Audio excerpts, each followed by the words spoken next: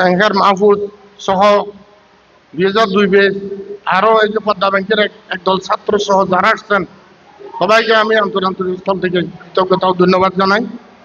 আজকে নানুপুরের ইতিহাসকে নতুনভাবে লিখতে হবে।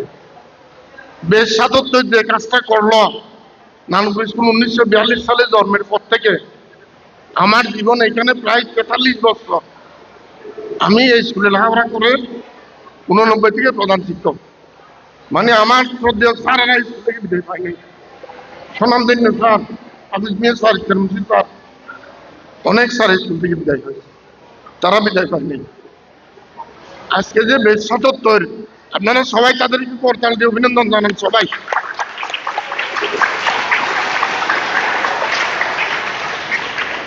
তারা স্যারদেরকে সম্মানিত করেছে। আমরা আসলে সমাজ থেকে কিছুই পাবো না, আমরা সম্মান পাবো। আমরা এই সম্মান নিয়ে সমাজে বেঁচে থাকতে চাই। আমি ৭৭ ব্যাচের এই ছাত্রদের অনেক গুণাবলীতে মোহিত। তারা ওয়েলফেয়ার ফাউন্ডেশন করে বন্যার্থদের মাঝে সাহায্য, গরিবদের মেয়েদের বিয়ে দিতে, এসব দিতে সাহায্য, তাদের হাত ধরে আমি অনেক কর্মকাণ্ড। আমার এই দেশটা সকল গুণে সমাদৃত। আমি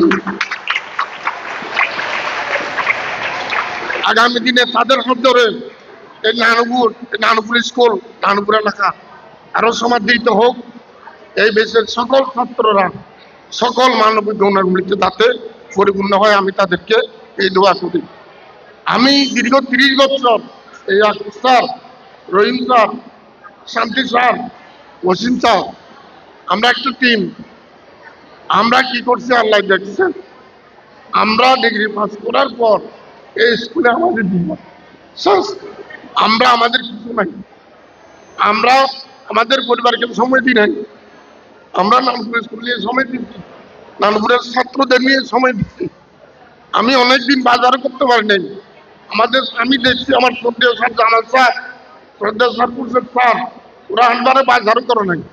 তারা এতই নিবেদিত ছিল, তারা কিন্তু এই স্কুল থেকে বিদায় নিয়ে যাইতে পারে নাই।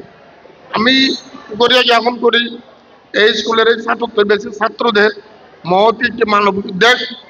আমাকেও নানুপুরের মানুষকে নতুনভাবে লিখতে হবে যে নানুপুরের স্যারদেরকেও সম্মান দেওয়া হয়। নানুপুরে এখন মহতি মানবিক ছাত্ররা আছে। আমি বিশেষ করে আমার 4জন স্কুলের সুযোগ্য শিক্ষক, যাদের হাত ধরে নানুপুর স্কুল আজকে একটা পজিশনে, গত 10 বছর 15 বছর সব খেলাধুলার পুরস্কারগুলো আমার স্কুলে আসতেছে না। এখন বর্তমানে রানিং রানার্স আপ আমরা ফুটবল, ব্যাডমিন্টন, ক্রিকেট। এই স্কুলটা আমরা আমাদের ছাত্রদের নিয়ে কক্সবাজার সহ বিভিন্ন জায়গায় প্রত্যেক বছর পিকনিকে যাই। খেলাধুলা, সংস্কৃতি সব কাজে আমরা ফটিকছড়ির মধ্যে। আগামীতে আপনারা সবাই স্কুলের সাথে থাকবেন, স্কুলের মহতি উদ্যোগের সাথে থাকবেন, স্কুলের পজিটিভ দিক সবসময় সবাই চিন্তা করবেন। আমি সবার কাছে, আমার প্রাক্তন বর্তমান সকল ছাত্রদের কাছে এই আহ্বান জানাবো। আমি দীর্ঘ 30 বছর যাদের সাথে ছিলাম, আকুব স্যার, ওসিম স্যার, শান্তি স্যার, আব্দুর রহিম স্যার, সবার মহান আল্লাহর কাছে সুস্বাস্থ্য দীর্ঘায়ু কামনা করব। তাদের আগামী জীবন তাদের সুস্থ সুন্দর হয়।